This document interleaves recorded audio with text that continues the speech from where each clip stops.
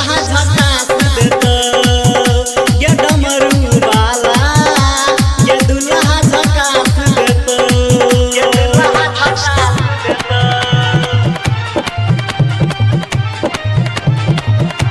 अखन हाँ सब सुन रहल छी बेल्हा बाजार से जय भोले बाबा म्यूजिक की शानदार प्रस्तुति। दुल्हा झकास देता ये बसहा वाला दुल्हा झकास देता।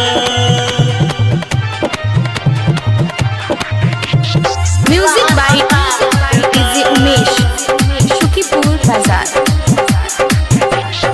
सावन में जलधारी जे करबे मिटता सगर बीमारी गे मिटता सगर बीमारी गे।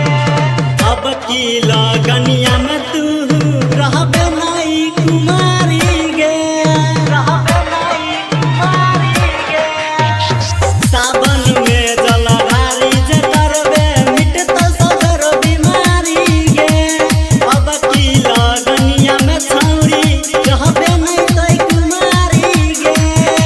जे छौरा के शादी उ तोहर हेतौ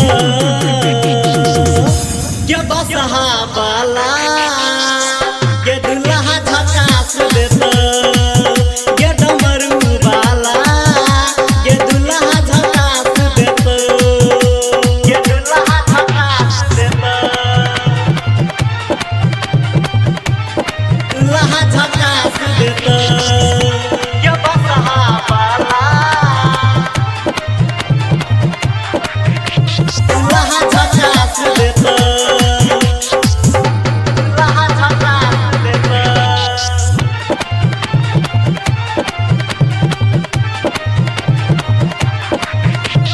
music by DJ Umesh Shukipur बाजार।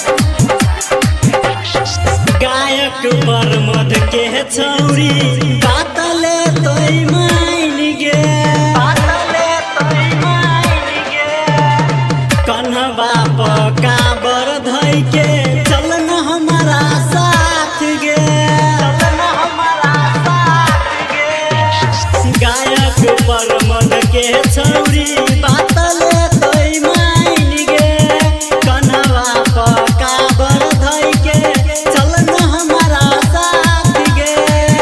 बाबा हीरो सन के तोरा बर देतो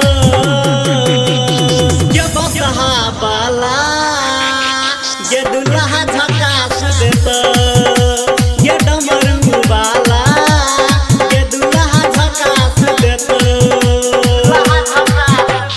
सावन के पहला सोमवारी जे करबे सिंहेश्वर में जा